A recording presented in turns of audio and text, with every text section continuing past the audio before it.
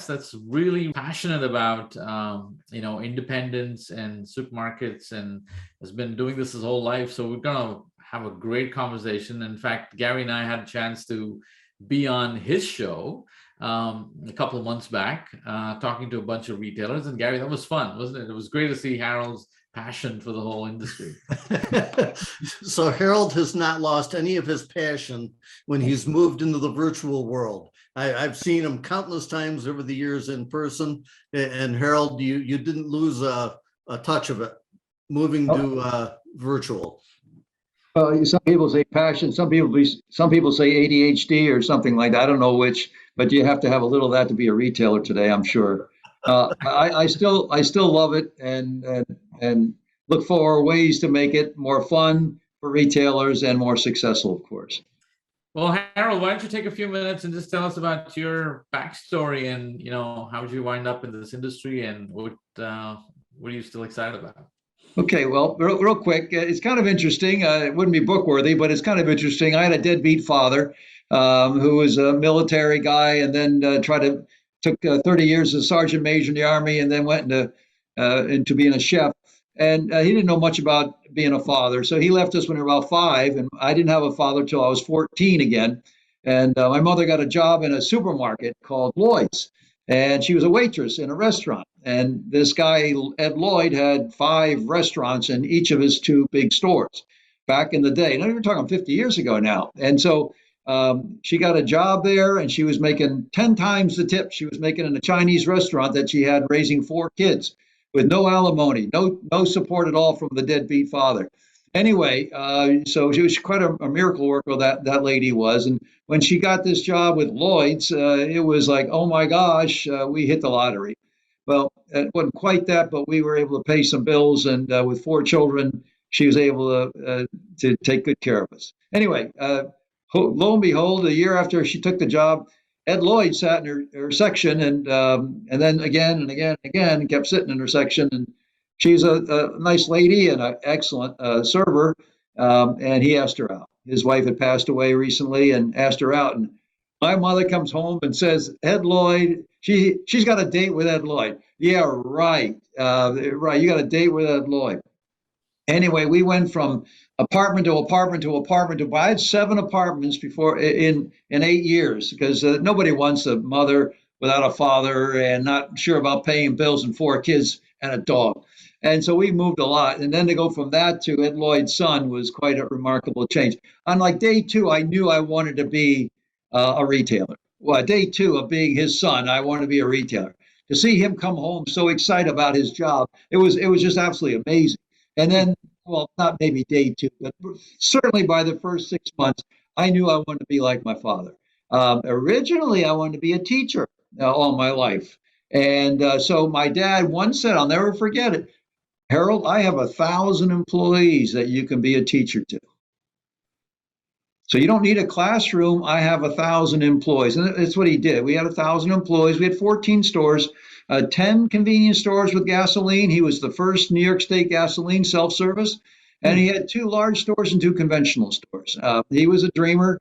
He had the first checkout stand that moved in the East Coast. He had the first in-store pharmacy in the, who knows, east of Mississippi. There were several firsts. The trouble is my dad wasn't a great businessman. He was a dreamer and a creator, but not. He didn't like the minutia, the details of putting things together and making sure they had profit.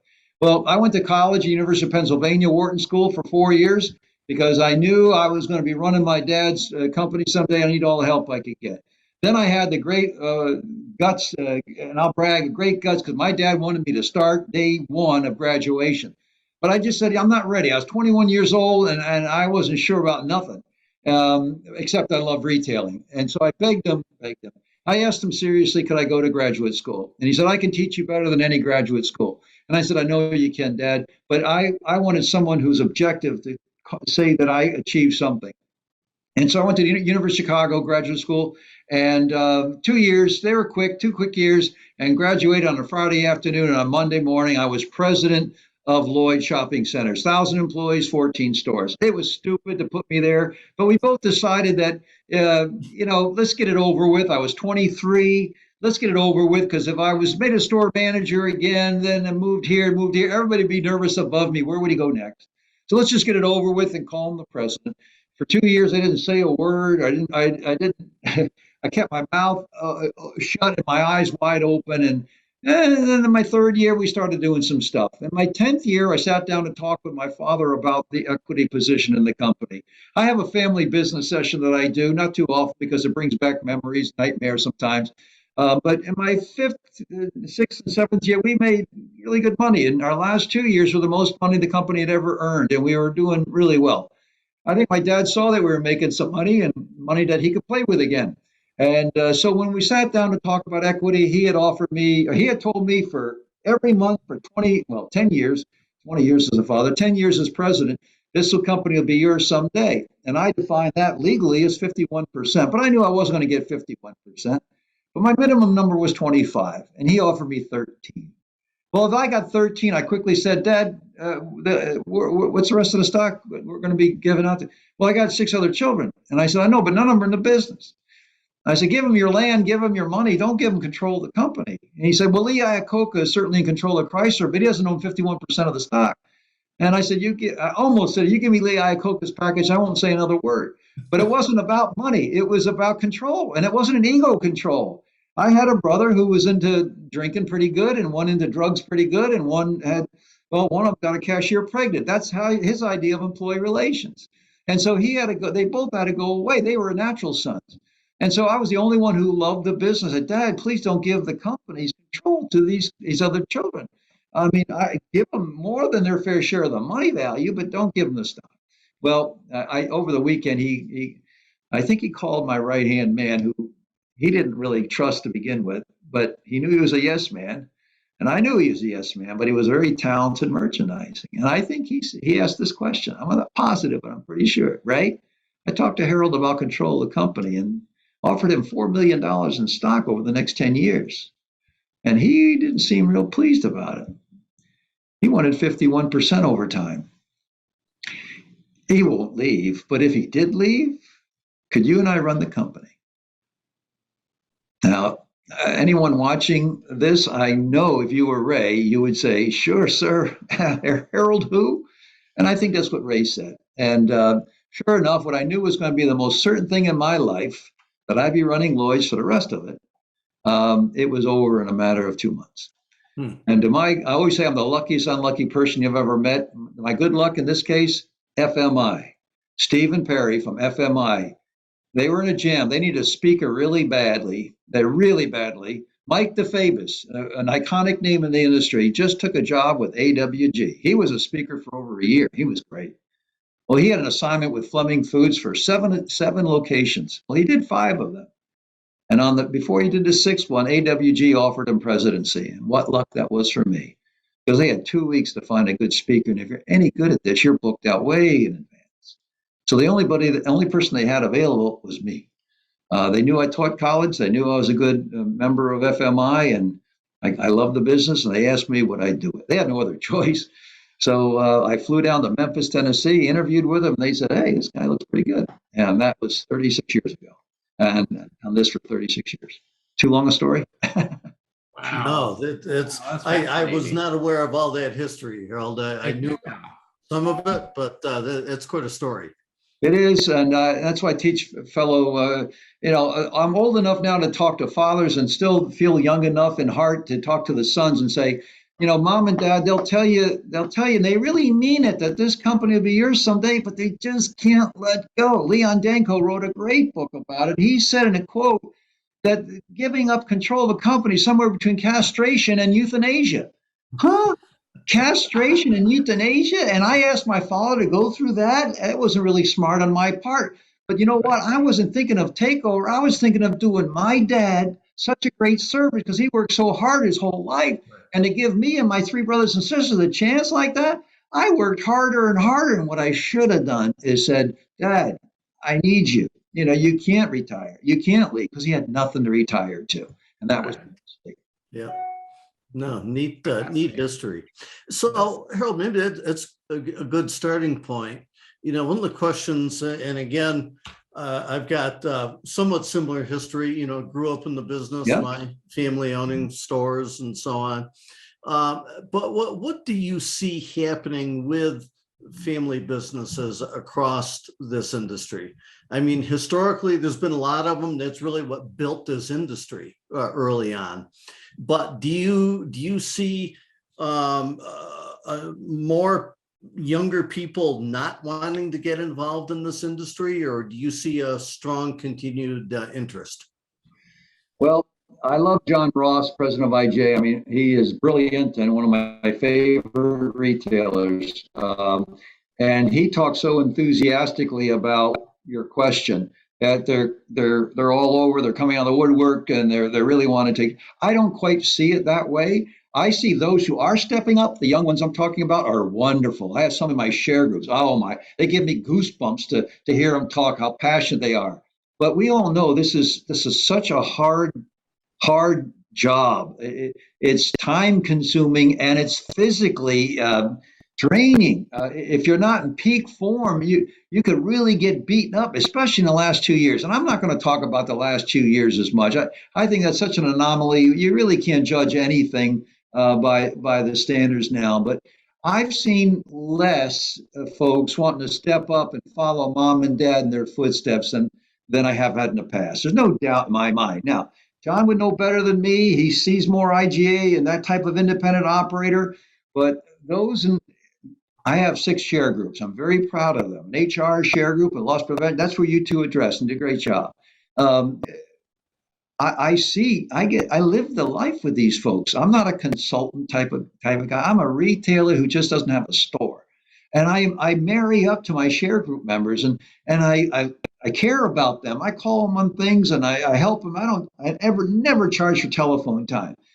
So I really feel what they're going through. Now, again, the last 2 years, but for their life. And I don't see the change. And when you read in the paper 1 week and then, well, Reesers, I just read it a week ago, 2 weeks ago. Brookshire's and Reader, great family businesses. Okay, great family businesses. And I've worked with both of them in the past. Now they're whatever you want. Okay.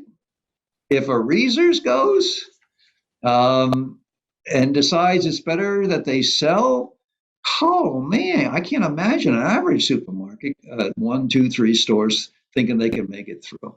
Yeah. So I'm not doom and gloom. I'm not the old guy who's saying, well, back in the day. But the reality is, Kroger and all these chains of Publix, which I work for them too, and I hear and see the resources they have and the technology they have. Oh my gosh! And I see my little guys, and they haven't remodeled the store in 12 years. Right. How in God's name, it's not logical, can they compete? I know for a fact that the chains have a 5 and 10-year remodel program, 5-year for minor remodel, 10-year major. Yep. And I have retailers who I love, and they're pretty good retailers. That stores at 12 and 15 years haven't seen a bucket of paint and a brush. They look nice and they're clean, but what have you done for me lately is what the customer wants today. And don't even go into your world at technology. A 32-year-old daughter who I love to death made me a grandpa twice now, a 6, a 7, and a 2-year-old. And I'm planting a tree for her. She just bought a new house, and I'm a hole digger and a tree planter. And I got her this huge tree. I did it all by myself. And while in the middle of digging this deep hole that you can almost get lost in, she says, "Hi, Ricardo." And I said, "Who's Ricardo?" And here comes this good-looking guy dressed nicely with a couple of bags, probably 8 or 9 bags all. And he said, "Oh, he's my Instacart delivery guy." I said, "What?" "Oh, yeah, I get up, but I love it." And you know what? He called me twice today when he was picking my order to ask me if this. I said, "What?" And she said, "Oh, and then last time I got a card saying, 'Thank you for your business, hand signed by Ricardo.'" I said, "What?" I mean, I beg my stores to do this kind of stuff, and here's some freaking outsider interloper who's coming in and delivering, and oh my gosh. And I'm the 4-wall guy. When the store goes away, I retire. If I can't have a store to experience, turn the customer on and get excited, I don't know anything about this delivery stuff. I don't want to know. I'm past that. I mean, it's past me. I mean, I don't know. But as long as we have a store, I want to make it great. But when my daughter, a perfect demographic, 2 young children, a wonderful wife, one income. She's a stay-at-home mom, master's degree, but stay-at-home mom while the kids are young. And she loves, I mean, the way she said she loves Ricardo and the Instacart thing, I said, man, should Ryan be worried about how you love Ricardo? That's her husband. Anyway, and that's not the only time she's talked glowingly about. She pulls up the Target. She said, Dad, never more than 2 minutes. So what? She said, I pull up the Target, I call, and they come out in a big smile, big, and I loaded it, and I loaded it. I've not heard in 10 years a customer talk about a grocery store in-store experience like I heard my daughter talk about. And she knows. I said, honey, don't you know what I do for a living? Don't tell me about this stuff. I don't want no. I mean, my wife doesn't come home and say, guess what? At the store that she went into, but my daughter did 3 and 4 and 5 times. So anyway, there's still great retailers out there. There's some young great retailers out there. There's by no means, I don't think the number that there used to be thinking that this was a way to make a living. Yeah. I was on a recent assignment, and it was for the health food industry down in Orlando just a month ago. And I was telling them the penny profit.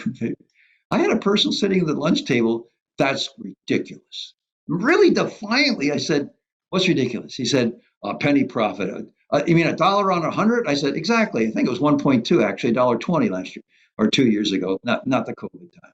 And he said, oh, I got my phone. I go, what's the average net profit after all expenses in the supermarket? It said 1.2, right there in the phone.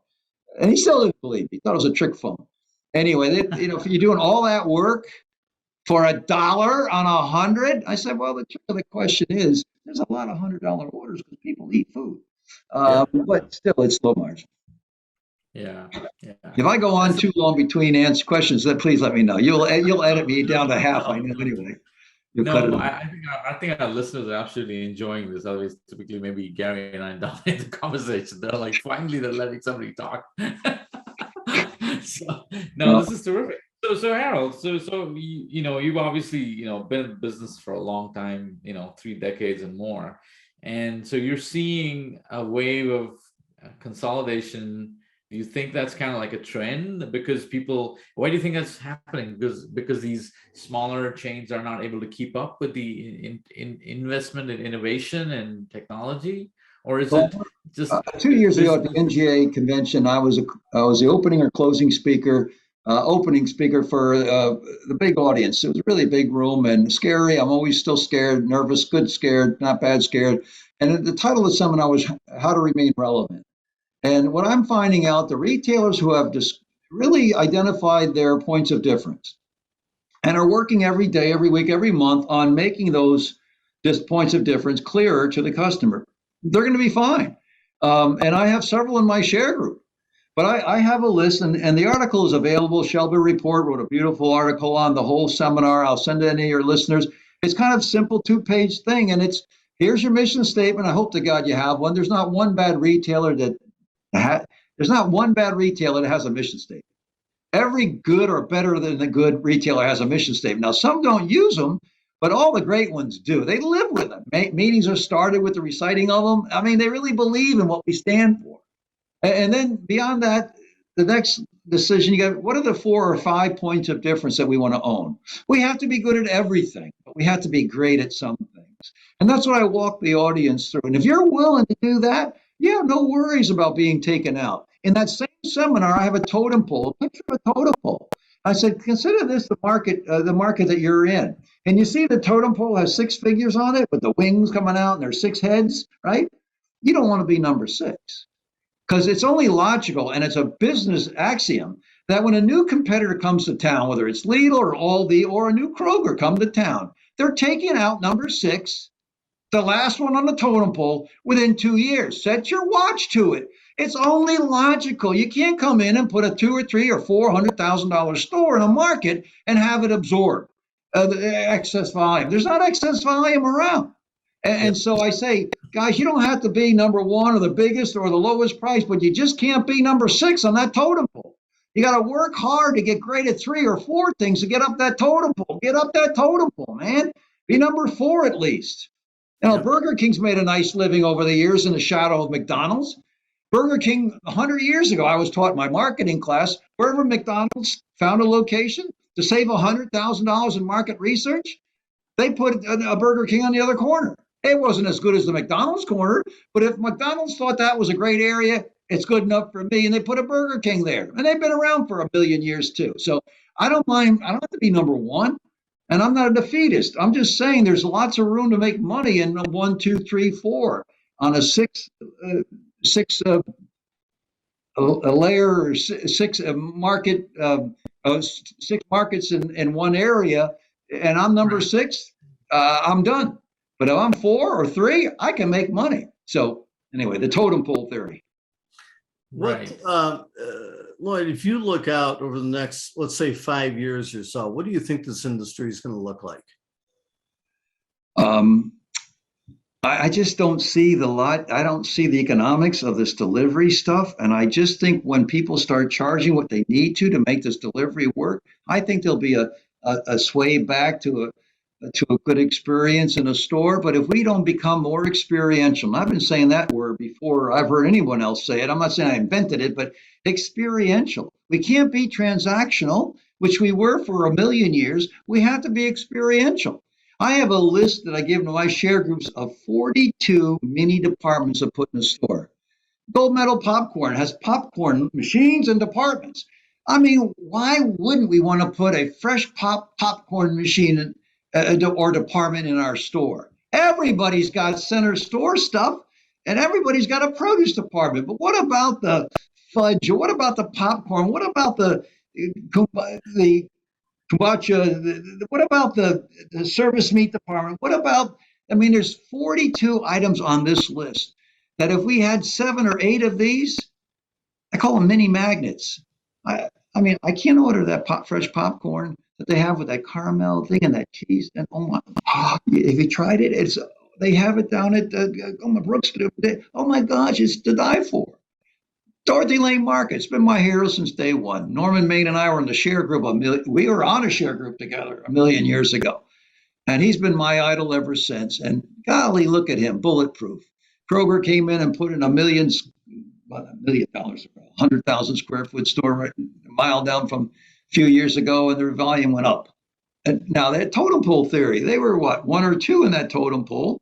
So 5 and 6 went out. So they got a little spoils left over from 5 and 6, and Kroger came in with a $2 million store, $1 million store, and Norman didn't feel it. Of course, he worked hard. He didn't sit back and wait and see what happened. He made sure he honed his 5, and he's got 5. He's good at everything, but he's great at 5. Yep. And if the retailer works on that and focus on their 5, and it's a simple thing, I'll be glad to send you a review. Don't hire me. Just read the article and get my 3-page handout. Follow those notes, and you'll have a good chance to have a really exciting living.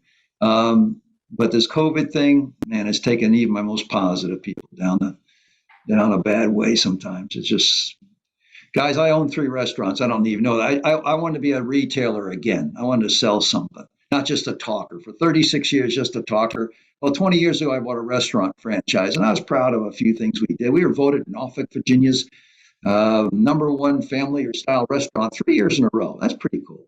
And I made my restaurant experiential. But if I had a restaurant now, you do all the right things, and you can't get hamburger, or the price of hamburger has gone up so too fast you couldn't change the menu price fast enough, or you had three great managers and 21 great employees. The rest are good, but we had 21 great, and they all were offered $5 an hour more to go work at a lesser operator. But because they're so desperate, they try to buy my people. Yeah. I don't know how I could handle that. So I go to bed once a week saying, Lord, thank you for giving me the wisdom to sell my 3 restaurants 10 years, 12 years ago now. Because I just say, God bless you. I tip like crazy now. I go to restaurants. I help. Even though it's hurting the supermarket world, I help the independent supermarket operator, but I also help the restaurant. They work so hard. And to get hit the way they've been hit, it's just so crazy. Yeah. It is. So we got to It's think of the interesting. positive and say, okay, we'll get through this. And the weaker ones who don't care will go out, totem pole number 6, and I will get a little extra volume. And a lot of my retailers are having best 2 years of earnings wise they've had, but it's still a lot of work. Yeah, yeah. It's interesting. About 6 years ago, the electronics retailer Best Buy was in all kinds of trouble, right? Yeah.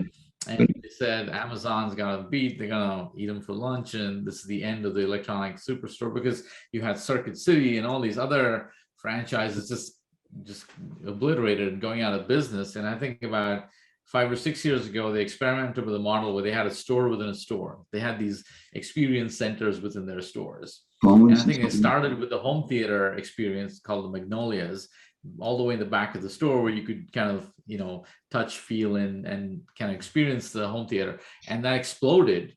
And what they then did is brought in the Samsung store and the Amazon store and the Google store, the Apple store and the Microsoft store inside Best Buy, and completely changed the experience. And it's turned their business around completely. And maybe something like that needs to happen to reinvent center store in supermarkets, because the data is telling us that people still want to go into the store and they still like buying in the store. They just like the added convenience of buying online when they can't.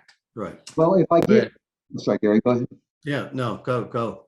Well, if I don't give the customer anything extra, but good prices and a good assortment, that I get that on Amazon. And I love Amazon. I order something if I don't even need it. I order a magnet. I needed something for my golf cart. And I ordered a little magnet. It was like $7. It came. I was like, oh boy, there's a box on my front door. And I didn't have to go to the hardware store, Home Depot. I found exactly what I wanted. So it's so easy. Okay. So I say, what about your store that gets my heart pounding? What about your store that gives me goosebumps? What about your store that makes me salivate? Okay. If you got nothing, goodbye, sell, man. Shut it down. Be done. Go away to Florida. You worked hard. You got some money saved. Go fast. But if you can create that environment, one of my Canadian sugar men put in a salsa department and a popcorn department. You should see the thing. So I don't know what your house looks like. I'm proud of my house, certainly the yard. I love my house. But if everything's delivered and I don't see anything but my 4 walls, there's got to be a whiplash. I want to go out and see something else. I want to experience something fun and fresh and exciting and maybe a little inconvenient, but it was worth it. It was absolutely worth it because it was my kids smile. I teach about marketing to the children in the store. These kids are bored like hell. Even my daughter has this nice house with the 2 little kids. They can't wait to get out and go see, experience stuff. But we got to make our stores experience or we're toast. That's all. Now, the good news is, guys, and this is my only barometer because I'm not in your world at all. There's an article, there's a trends, our progressive grocer came out on trends, and I was all ready to study up on this because if you want me to know about trends, I mean, half of them I don't even know anything about. AI and ethical eating and all that crap. I mean, not crap, but it's all that other stuff that I'm and not smart about. So, but I do know about the 4 walls, and I do know about making things experiential. Tomorrow, Wednesday, and Thursday, I have a 3-day class that I've taught for 21 years.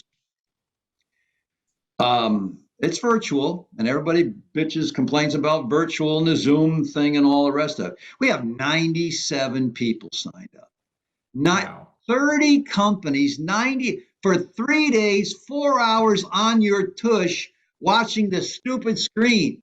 So I feel so empowered. I couldn't wait. My colleague Doug Maddenberg said, I can't believe how excited you get. I said, 96 people want to come and learn. I mean, on a Zoom call. So there are some really great retailers. Schnucks is a giant. I got little guys and big guys. I got Orcas Island all the way across, and the San Juan Islands is coming. Every North America, it's there. They want to learn. They want to try. They want to work. There's a little nya going on, a little feeling sorry for myself, and a little bit of whining. But that's what we do.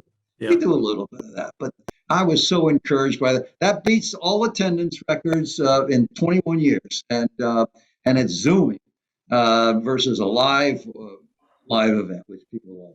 Well, we can see why, Harold. You're your energy and excitement is contagious. No, So thank you. you're not rubbing off on people who sit and listen to you. And I know that brief hour that we were on the call with you with your share group, I stepped away wanting to own a store, do stuff. Well, thank you Yeah. so much, Shekar, for that. 2 years ago in the same class, I get evaluations from everybody. And the one comment that I'll never forget, it was my trophy for the year, was a 40-year veteran, not 40-year-old, a 40-year store manager said, Mr. Lloyd, quite honestly, I don't know why they sent me to this class, because I was talking about retirement in less than 2 years.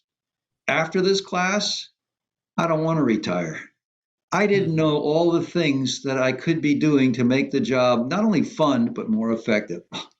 I mean, that's just so cool. Maybe he retired anyway. However, what he said felt so good. And, no one is smarter than all of us. And we get 96 managers on a call, and I got guest speaker managers. Instead of me yapping the whole time, I got 3 guest speakers who are store managers. And I got Jim Donald coming too on tomorrow, who's former president of Starbucks and current co-chairman of Albertson Safeway. And his leadership message is inspiring. So anyway, there's great signs out there that positive things are still happening, and I'm very optimistic about the industry. But to say the young folks are wanting to be grocers, I don't see it quite like it was. That's for sure, and that's okay. That's okay. Let the strong survive. Nothing stays the same, right? Yeah, everything changes, and I think from a technology perspective, in innovation, I think there's a lot of change coming. And, from my perspective, a lot of the retailers I talk to, I really don't think many of them really fully appreciate how much and how fast, things are coming at them from a tech perspective. Everything from like an Amazon Go, just walk out technology to AI, everything, so many things are being impacted. And I've subscribed to Convenience Store News because I had 10 of them back in the day, and I never stopped.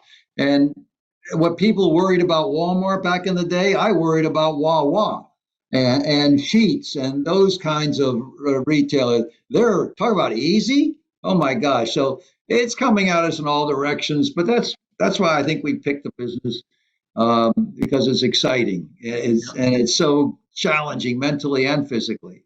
But when I was accosted by a fellow student who at Chicago, I'll never forget it. Like 2 in the afternoon, graduation just happened, and I wrote a thesis. Not many people bothered to, but if you wrote a thesis and it was approved, you graduated with a designation of honors. It didn't mean I had a highest average, but I was one of 3 or 4 that graduated with honors. When people saw that, they go, "What are you going to do with your degree?" And I proudly said, "I'm going to work with my father.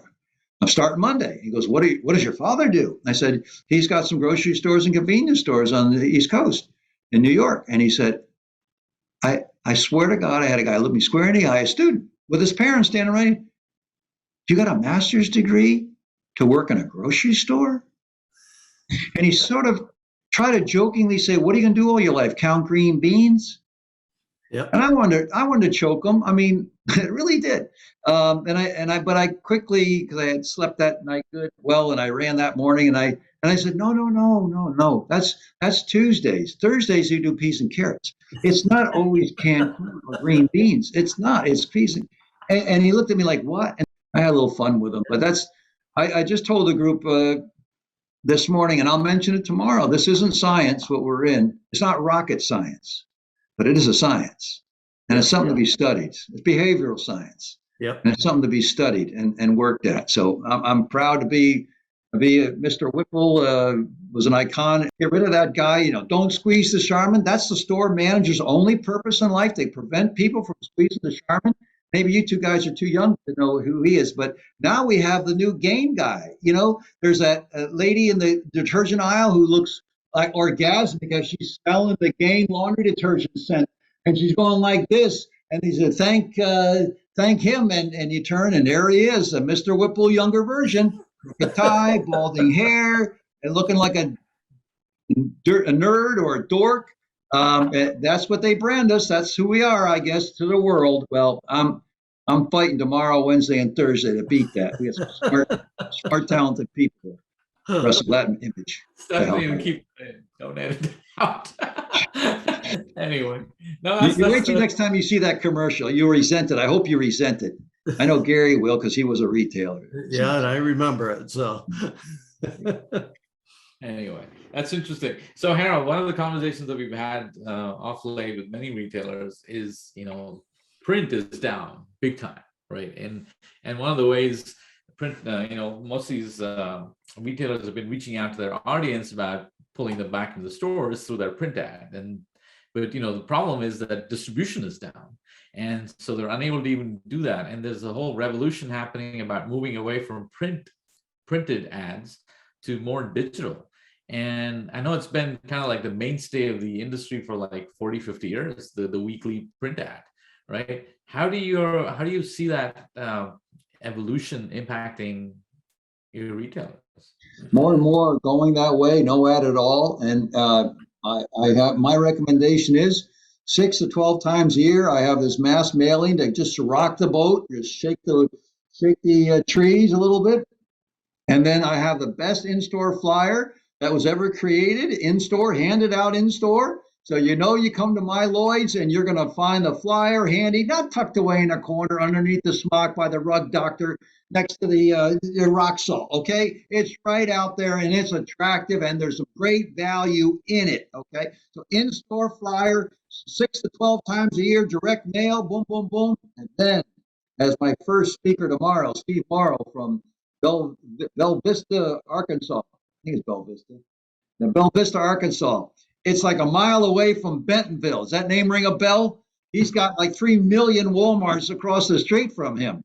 And this guy is rocking the world without an ad and social media. He's older, younger than me, but older, and he gets social media. I mean, I just can vision, he has a new employee, cashier. Okay, right? He gives her a sign, I'm new. And she holds it up in front of him. And he takes a picture of it and says, you got to come and meet Stephanie. She's a registered 2 today. She's brand new and we love her. I mean, God, who would have thought that? I mean, Stephanie's going to be showing that to every friend she had. Maybe she'll be embarrassed to some degree, but she'll be proud. And all the customers, hi, Stephanie. I love the store. You'll love it too. I mean, all this kind of, where do you get that out of a print ad? So we got to the point where we were screwing up print ads so bad. It was how many little bitty pictures can we get on here so we can get our co-op money? Oh boy, no one could read the damn thing, but we were getting co-op money. Oh boy, were we making money on like slotting allowance. Let's give our soul to the devil. We have sold our soul to the devil with print ads and with our slotting allowance because we get the back of house money versus what's right for the customer. So give me an in-store flyer that just rocks the world and do it weekly. So we get excited about every week something new. And then we have that shake the tree 6 to 12 times a year, spend a ton of money getting it out there. And then let's get on social media and get to really feel the passion that you can convey in a social media announcement. That's where I am today. I don't think I'm going to change too quickly on that one, but I think 5 years from now, I'd like to have this videotape edited and change. Maybe there's something new out there, but that's the magical formula right now, at least for my share groups. Yeah.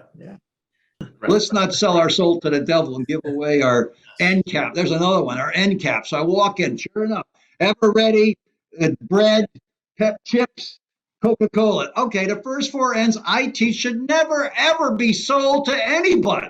The first 4 ends the customer sees should never be sold to anybody. They changed every week. The rest of them, give them away, sell them. I don't care what you do, but I want to come into that store. I don't want to see the same chip, the same Pepsi, the same. God bless, we need those people. They have great products, but we don't have to make our store look static like that and show it every freaking week. The same stuff. Well, we get a lot of money. And the checkout.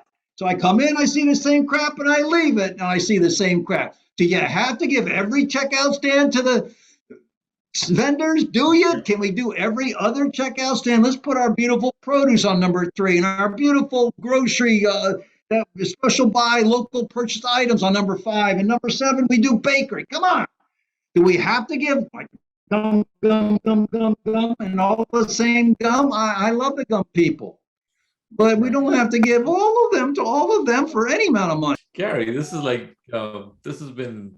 I'm having more fun than maybe you are, Harold. So maybe I don't I know. love the business, so this is fun. I love helping retailers, and I hope I Same. make sense to them. No, and I'm definitely going to listen to this again because there's so many nuggets in this, and I think what I love about the way you deliver stuff, Harold, is that you stick to the basics, and there's some very basic things here about retail, about customer relationship, about keeping that experience fresh and alive, and adding value to somebody's trip that they make to the store, which is so basic, and I don't think any kind of technology will ever replace that because we're all ultimately social beings, and Yeah, we great want to work. be we want to be treated special. We want Yep. to feel good when we walk into a place. And I think some of the things you talk about, hit exactly those points. And no amount of technology or AI is ever going to take that place. And I think when we look at technology, we look at it as an enhancer, as an There enabler you of, go. I agree with that. I'm not right? phobic. 20%, 30%, but it can't take away the whole enchilada. It just can't. It just Correct. can't. Uh, Gary and Shekar, I appreciate inviting me. When you called me about this, I had in mind a session that I do, and it's called "Here Comes the Future. Are We Prepared?" If I could end, and you can edit this because it's near the end, I have 10 questions I ask your audience to score themselves 1 to 10. Would you like that real quick? And I'll Please. be glad to send it to you real quick. And I think you'll be interested in, especially number 7. Number 1, your competitive points of difference. How many of the 5 do you have? I said 5. Do you have 2 that you're better than everybody? Give yourself 4 points. 2 times 2. If you have 5 that you're better than everybody in your market, God bless you, you get 10 points. Number 2, your physical plant and equipment. I just said you can't win with a tired old store. A 5 and 10 year remodel. So take away 1 point from 10 for every year since your last major remodel. You haven't had a major remodel in 10, 11 years, you get 0 points for number 2. Number 3, your employee's attitude. On a 1 to 10, out of 10 employees randomly selected, how many would say they love working for you? 3 out of 10, you get 3 points. 8 out of 10, you get 8 points. Number 4, manager's attitude. Get all your managers together, randomly pick 10 and ask them how Until much do next you love time, this working is for your Shaker. boss and And working this in is Gary retail. signing 5 out off. of 10 say they love it, you get 5 points. Number 5, how many ways do you listen to your customer? Well, I got an old suggestion box on the front, and there's no pen or paper there, but it's a suggestion box. I'll give you half a point for your father putting that in there 40 years ago, but you never remodeled it, okay? But I teach you got to have 5 ways to listen to the customer, 5 different ways, because some people don't own a phone. Some people won't intercept, won't see a clipboard coming their way, they're gonna run. They don't have this, they won't be in a focus group. So you need 5 different, I'll give you 2 points for every way you listen to the customer. I did a seminar with Hy-Vee. I'll never forget it. It was not too long ago. I walked in to sign in, and they had this beautiful new meeting facility they created. And the receptionist was delightful. And as I'm waiting for my host to come get me, I said, "What's going on in that room?" And there was a room with a whole wall of glass. There were 5 people on the computers and screens everywhere. And she said, "That's our listening center." I said, "What's a listening center?" She said, "We watch every social media entry that mentions Hy-Vee." You want to hear what happened this morning? Somebody Googled to a friend that they didn't get their butter that they had packed in their groceries. In 28 minutes, the butter was delivered to her house. Wow. That's number 5, listening to the customer. Hy-Vee gets 5 points for that. Number 6 was KPI reporting. How many numbers do you share with your people? KPI, items per customer, sales per square foot, freshness inventory, and so on. I teach you better have 5 that you share, trend, and track for your people. Number 7, community connection. On a 1 to 10, your store burns down, God forbid. How many people don't even remember what it was 6 months later? You get 0 points. If people start a GoFundMe to rebuild your store because they miss you so much, you get 10 points. Community connection, number 7. Number 8, how you like this one? How technologically prepared are you to fight? And I say deduct a number of years you're behind in the industry's efficiencies. Start with 10. Harold, we're 10 years behind.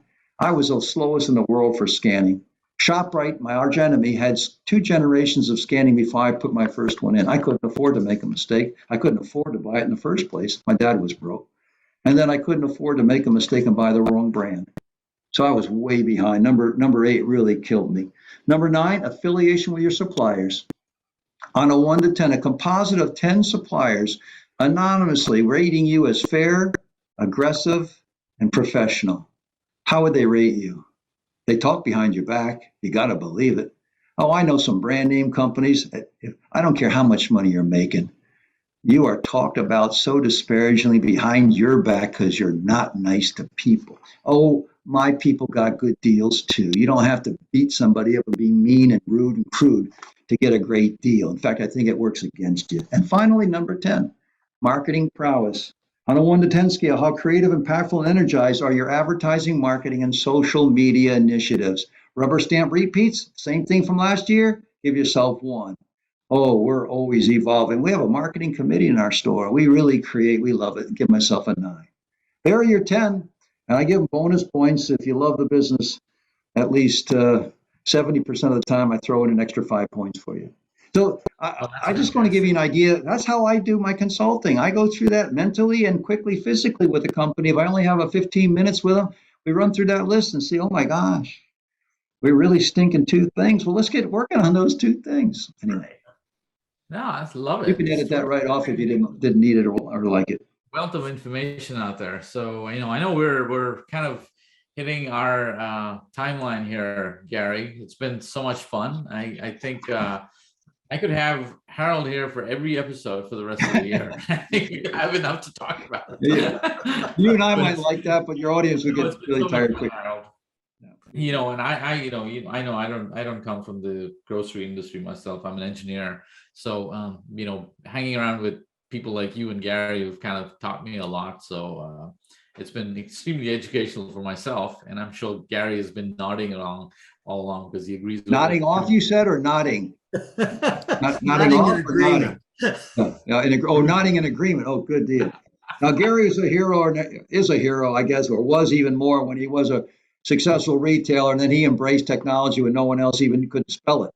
And I watched him, like, whoa, what's this Gary Hawkins thing? And I'm doing all this stuff in his store, and what's this frequent shopper stuff? My God, so you are the leader in our industry, Gary, for that. And that's why I said yes to this. Shekar, you did a great job for my show. Love to help. No, I'm feeling pretty fortunate hanging around with both of you guys. So thank you again, Harold, for so much for taking this time and being on this episode. Obviously, you sent us your address. We're going to mail you a Retail Perch coffee mug. So, next time you show up on the show, you can show up with the coffee mug here. So, and I want your audience to know that my background is real. See, that's real. Yours is fake. So you look sophisticated and cool back there, but that's not real. That's not a real on-air studio, everybody. But this is for tomorrow, my real backdrop. Oh, we're going to send you a real coffee mug. Yeah, okay, thank you. Make up for your fake background. Okay, good deal, guys. Oops. Let's see. I lost there real quick. I'm back on. Okay, anything else? No, I think that's about it. We just had a fantastic time. I want to thank you again. And you're very welcome. I'm sure the listeners are right now, excited listening to this episode, like, oh my God, this is like, high energy. This is probably the most energetic episode we've ever had on Retail Perch. So it's been fantastic. Hope there was content in there too. A lot of girls went out when I was dating as a teenager. I went out with a few girls, but none of them liked it. We had a lot of energy here, but I hope they like the content as well. Yeah, so they can reach out to me. They like Harold Lloyd. You can Google me or whatever. I like to answer any questions you might have. Please do that. And if you've never, if you're a retailer and you're not part of one of Harold's share group, you can probably reach out to them and figure out how you could be part of it. I'm sure you're going to benefit a ton from the process. So, Gary, anything else before we wrap up here? No, Harold, thanks for being with us. It was great. Great listening to you. Look forward to my coffee mug. All right. Hey, thank you, guys. We'll talk to you soon. All right. Thank you now. Bye-bye. Bye-bye. Make sure to join us every Monday and connect with us at the Retail Perch on Instagram and Facebook. And if you have any questions, feel free to email us at theretailperch@birdseye.com. Until next time, this is Shekar. And this is Gary, signing off.